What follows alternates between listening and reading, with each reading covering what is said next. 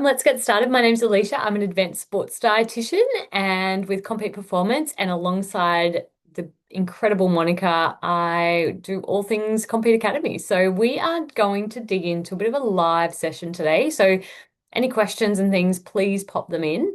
And if you are catching up in a non-live capacity, you can absolutely still send in questions via email or on our Instagram, which is Compeat Academy. And let's get cracking. So this session was basically inspired by a few things coming to light in the conversations we were having around the office, but also, I guess, in lead in to in follow-up to just coming back from the Asian Cup for the Matildas and tournament football being really high on the list, but also, I guess, the realization of how important all things tournament travel are to actually making things happen in the way of nutrition.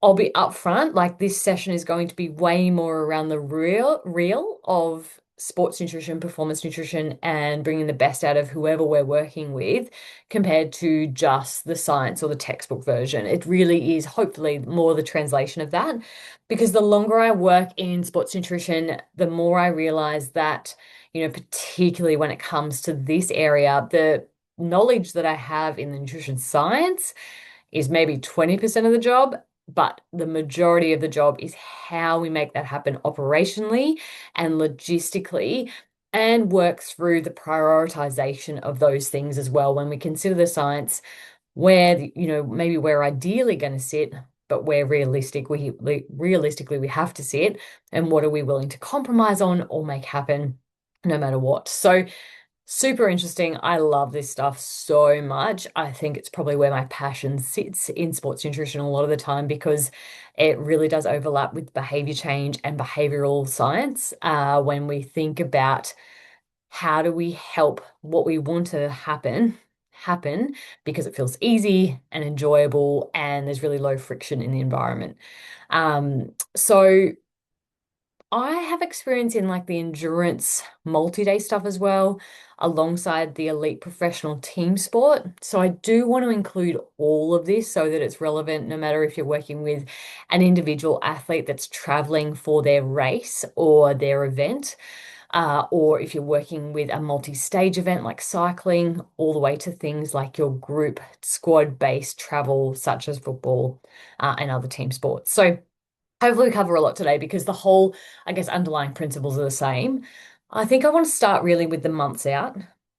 And I'm always really conscious of putting too much onus on this because I've also had too many clients come to me, 2 weeks out of a key event wanting help.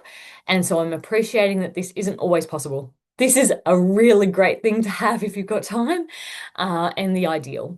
So months out, I think if you've got the opportunity, don't underinvest in the months out.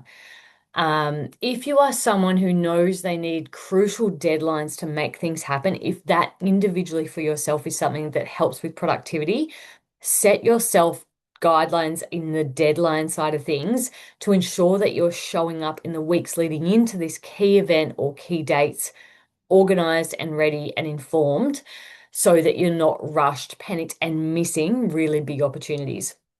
I guess the big thing for us personally is that we always try and time athlete screening data at key points where we can actually do something with the results. The what I mean by that is I think when we're looking at screening, often we do it reactively, really close to key events. And that means that we don't have enough time to actually ensure that each athlete or player is showing up ready to perform at their very best at the time we need it. And sometimes we're playing catch up too close to a key event rather than actually coming in prepared. So when I'm talking baseline data, we want to do that in a way of like, what is going to be where I need to know about the risks and also the opportunities in performance and availability for this athlete. So things like the foundations of what's actually enabling their behavior around food and performance-led behaviors. Things like relationship with food, energy availability, risks, capability, capacity, environment, and cultural changes, and things like that that are going to impact that, alongside considering blood screening with the collaborative team and what kind of nutrient screening you need to be doing, such as iron, vitamin D in particular, but additional to that, considering also, gastrointestinal symptoms, mood disturbance, all the things that are going to impact food. The big thing that we'll definitely keep talking about as well is the cultural piece of all this. For example, uh, to the minimum of that of considering the culture of where you're traveling to, but additional to that is considering any cultural practices like Ramadan that are going to impact someone's ability to fuel or plan their race or event nutrition based around those cultural principles.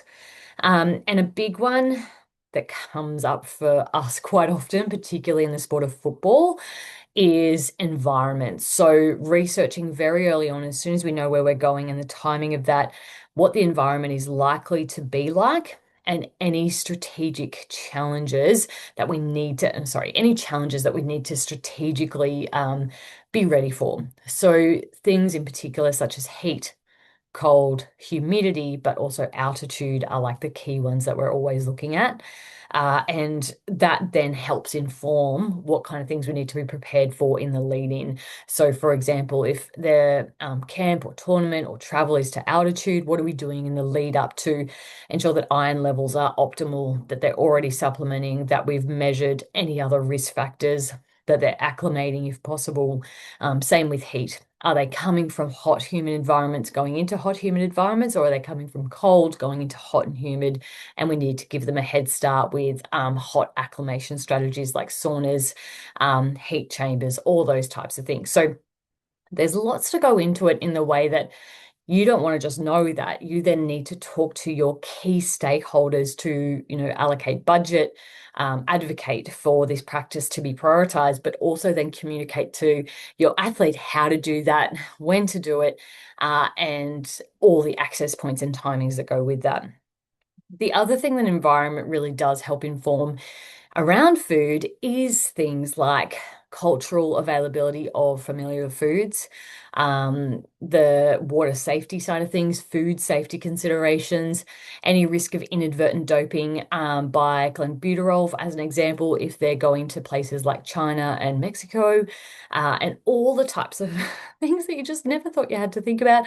But they're actually the bare minimum of what you need to be doing to protect the performance and availability of the athlete you're working with or the player. Um, the environment, when you're starting to consider all these things, also is very much around time zones. And you may be in a really great position where you've got sports science and physiologists to help with time zones, travel, and minimization of jet lag or travel fatigue. And working alongside them to work through, timing of meals to help with the adjustment, but also helping with sleep timings, the use of different opportunities to help with sleep and timings and quality are all and can be all part of your role here because that's what's going to have someone arrive and adapt very quickly. So they're all things that you're starting to think about in the lead up months out, and they help all the strategies that you're going to use in prioritization of things like hydration, cooling, electrolyte, need, particularly if you're going to hot and humid environments, energy availability risks that might show up, cultural food availability challenges that you might need to plan for and what you can actually travel with. Supplement planning, particularly around supplement protocols, not just for performance, but also for health availability and to mitigate those risks that you've then worked through in your environment look. And any equipment needs. So, an example of that is in the lead up to Asian Cup, we were looking at a March Asian Cup pre-camp in February, early March. It could very much be hot because we're based in Perth. And so lead up needed to consider what equipment are we going to need for those moments in time where we may need to do pre-cooling, post-cooling to improve performance, but also protect additional stress that players might be under, if you're considering the training load, the travel load, and alongside that, then the heat coming from cool Europe's winter. So, the purchase of a slushy machine or the hire of a slushy machine, what's going to be most advantageous, cost effective, and logistically possible, considering where we're going. So all that has to then go through stakeholders, gain budget approval to then move through. So that's why things have to be done quite a long way out so that you're not reactive and missing really big rocks of opportunity when it comes to performance and recovery once your athlete or your players are traveling.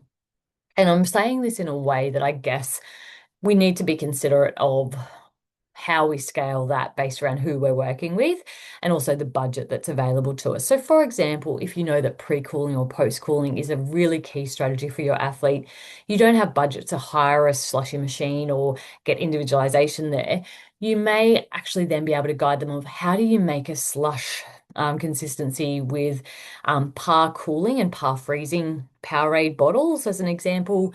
How do you make a slushy with like a portable blender? Do we need to go to the pouch slushies that you can get from Woolies and Coles and paraphrase them? Or do we need to go to 7-Eleven? So having all these different options available to you so that you can kind of scale them to what's available is exactly what we're talking about here when we're talking travel and nutrition, where you might have your what gold standard looks like, but then you might have your reality, and where do you meet on that to make sure that your athlete feels really able and capable of making this happen no matter where they are and what their budget is or I guess availability of that is. The other piece to that is the preparation. So um, I guess one thing I always underestimate or previously have underestimated is how long it takes to do the ordering and planning of different supplements, supplement protocols, and ensuring that we've got everything.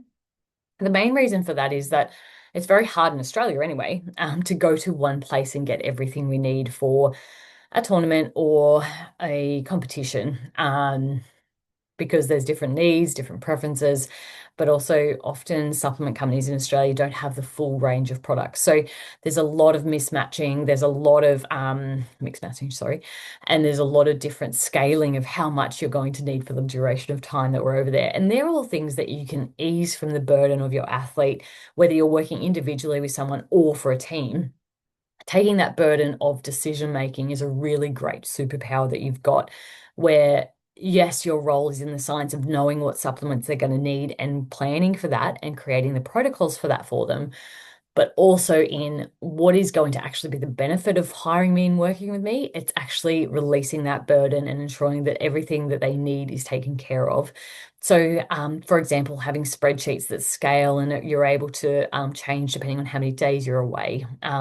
Empowering athletes with that is a really good thing, or empowering the support team, if you've got one, on how to use that is really important too. The other big thing is like being really aware of dates. It's something that, and Mom's on the call, she'll appreciate this, we always find so hard to balance when you're working with multiple people, multiple teams, is the reactivity of that often, but also keeping on top of the different dates, due dates, and communication within that with all the stakeholders. So I think that's probably underestimated of how much we need to communicate and be on top of, but also I think underdone in our profession, where we probably need to over communicate more of what we're currently doing, what we need to be better, and what we need from them to achieve that level of success.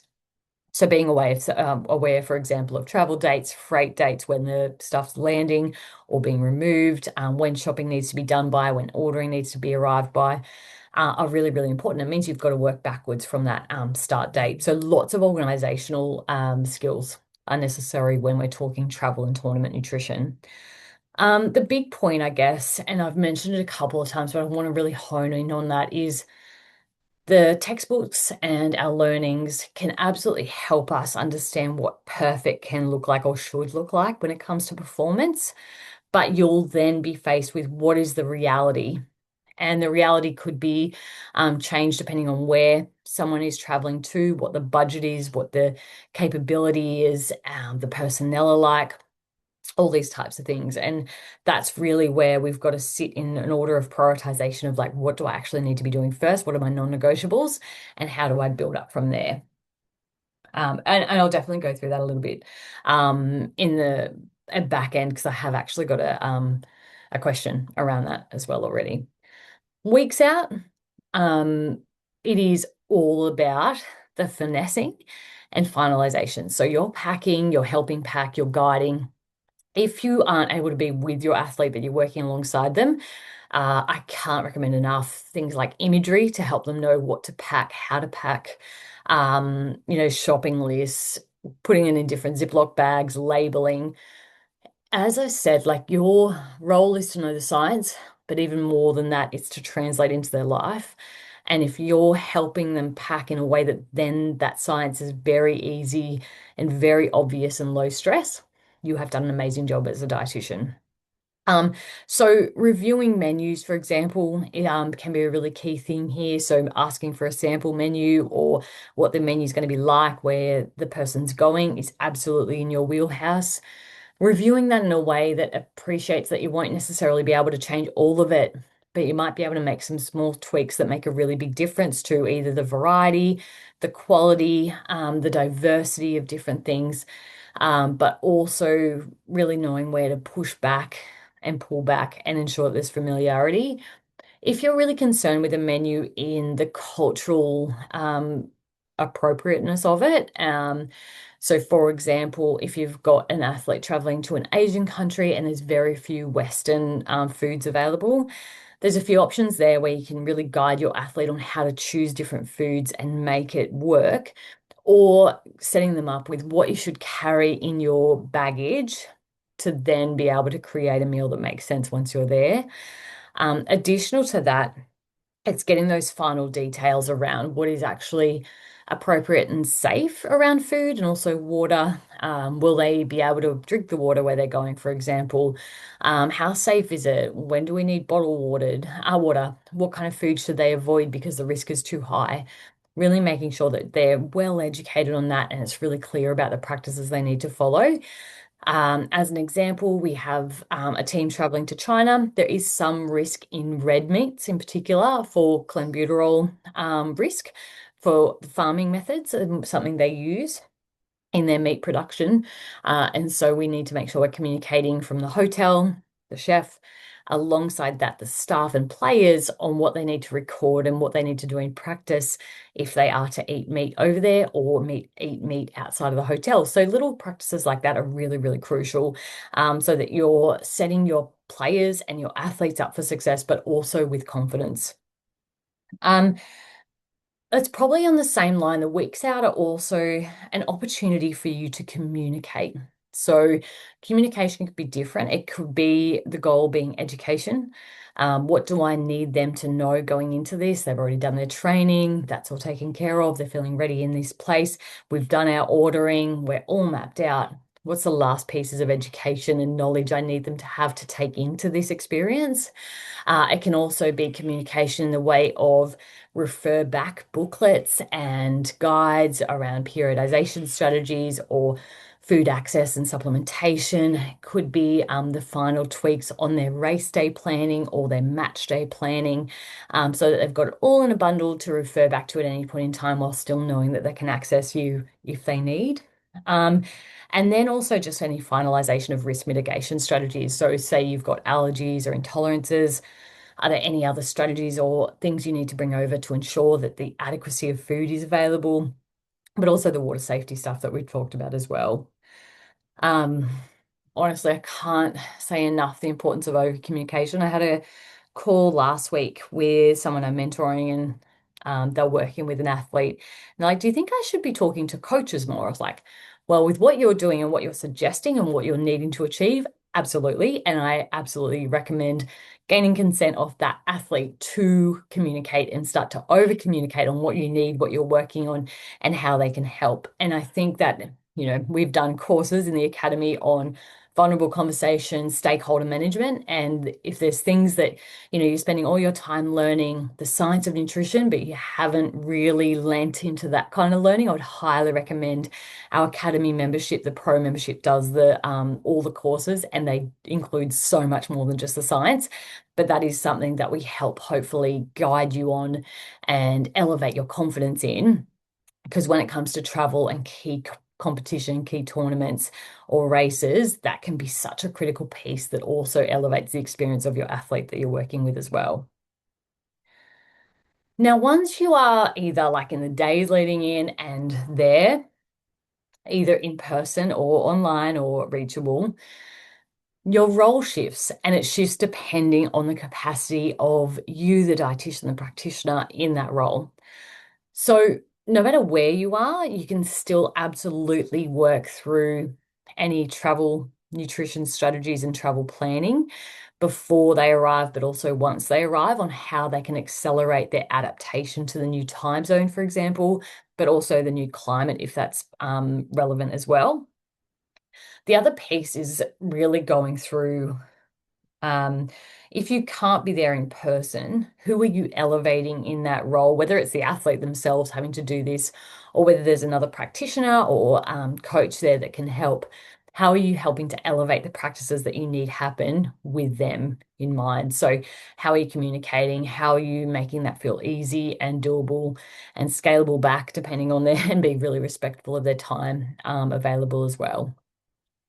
If you can be there in person, even better. And I feel like we'll continue to advocate for dietitians being in person in events and tournaments and races for the main reason that we know in the science side that the key to performance is absolutely set once someone arrives on nutrition, sleep, and then just the loading of the actual training can adapt depending on where they are and their timings and their tournament schedule. So once you're there, there's plenty you can do in the finalization of planning and adaptation. But I think the big piece that I wanted to put forward today in this session is how you can adapt that in a sense of my role here isn't in clinical dietetics. My role here is to enable the behavior of clinical dietetics that I need this athlete or this player or this squad to be doing.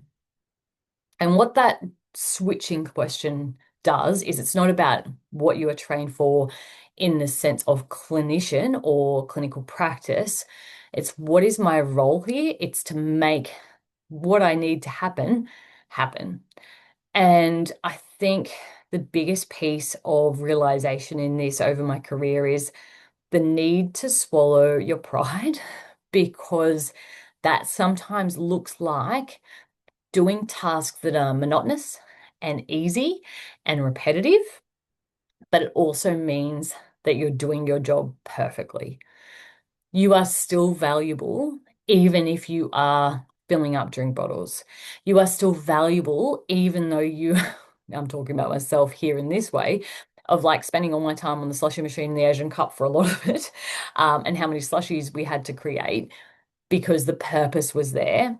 And it's a small, tight, um, like support network that's available in staffing, and everyone has a role. I was still absolutely there for the fires, the conversations, the rapport building, and the clinical piece of when I was needed when it came to, surprise things of needing to respond to illness. Well, not surprise, but that's probably the wrong word. We always know going in, we want to be prepared for these things, but they still happen without notice. Things like injury, illness, gut issues, nausea, loss of appetite, travel, all these types of things can throw the perfect science in a really tricky spot. So expect the unexpected is probably the piece there, but also be ready to do whatever's needed to elevate the environment rather than thinking about it as I've got a degree. Why the heck am I doing these types of repetitive tasks? Because your role is so diverse and your role isn't set on your knowledge. Your role is set on actually enabling behavior to be able to do your job and see the knowledge in practice.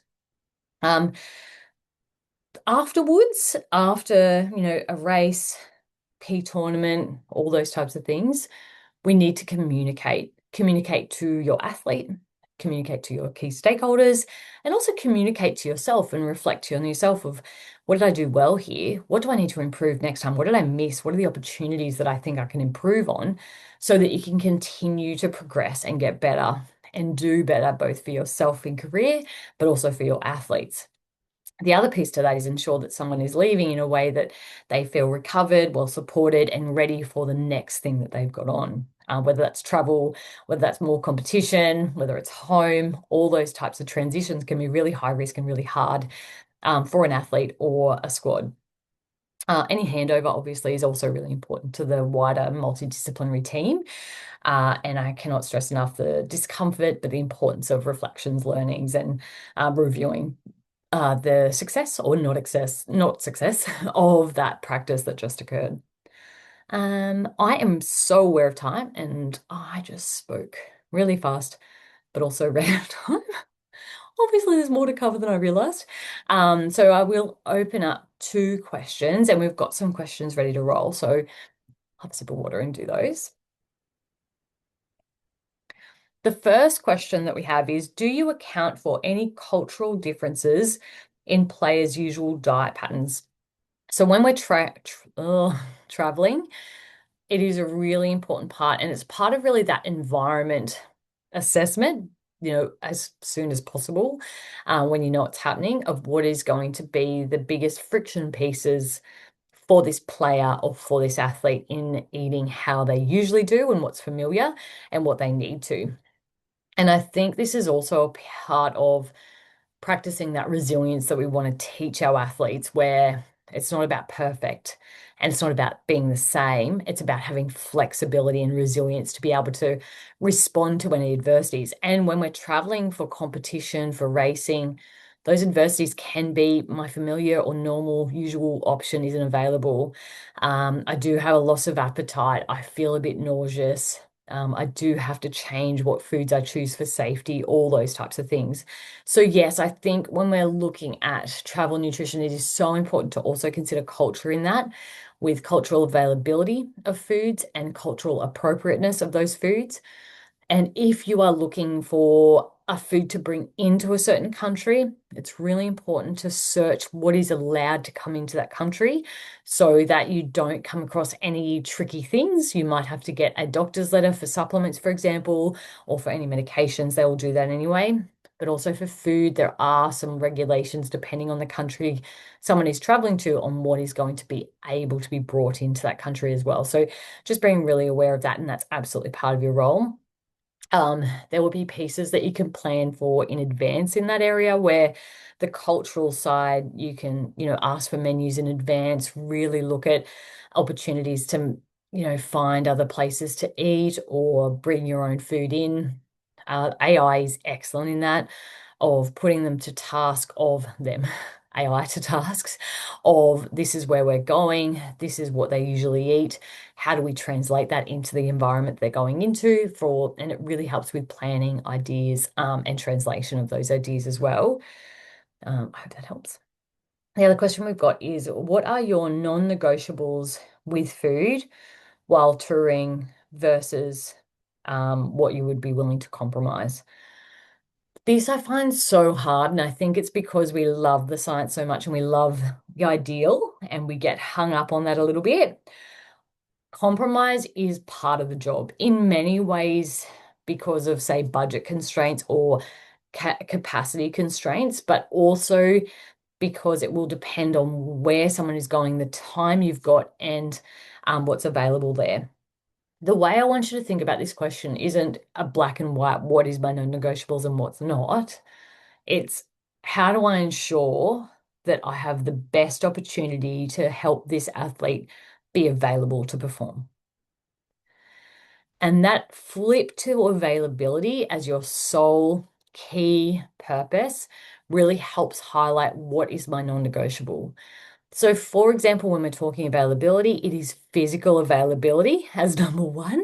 We need them not sick, we need them not injured, and we need them hopefully in a place of high energy, great recovery.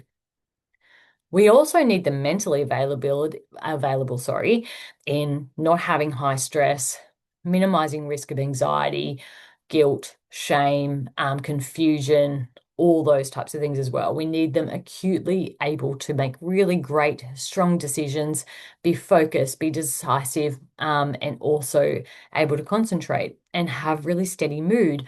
So, what is going to help there? It's both non-negotiable of helping someone alleviate the risk of additional stress and helping them know plan A, plan B, plan C if you can't be there in particular. And physical availability will depend on where you're traveling. But for example, if we're going to a high risk environment for, say, water safety and food availability is a real concern, my high priority, I drop, not forever, but I drop first of all the high performance stuff and I go, what are my key non-negotiables that I need out of this tournament, travel, individual athlete, for example. And I need to make sure that their water choice is safe. And I need to help ensure that food safety is paramount. Number one, that's like, we're just staying there for a bit.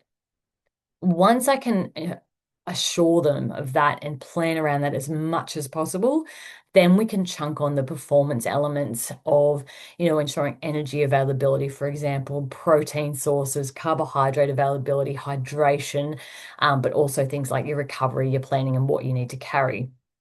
But the availability at the core bare minimum of just ensuring that they're safe and low risk for illness and also foodborne illness is absolutely the core part, depending on where they're going. But yeah, I hope that helps. It's a real scale and a prioritization system. Now, I am so aware of time and I have absolutely gone over, so I'm going to stop it there. But as I said, if you want to reach out with any questions, if you're catching up on the recording, more than happy for that. I would love that. We love chatting. And if you would like more information on travel nutrition tournament, the stakeholder conversations we talked about, the planning, all of that is in our Academy membership where you can access so many different modules, like over 30 different modules that aren't just about the science, they're about translating that science to what it means to you in not just sports nutrition, but also your dietetic career. So, yeah, Mon has done an incredible job with that. It's been a pleasure to work alongside her in all these different things and her planning of these sessions. So, we hope that you can be a part of it. And if you have any questions, please reach out and we'll chat you through it. Thanks, guys.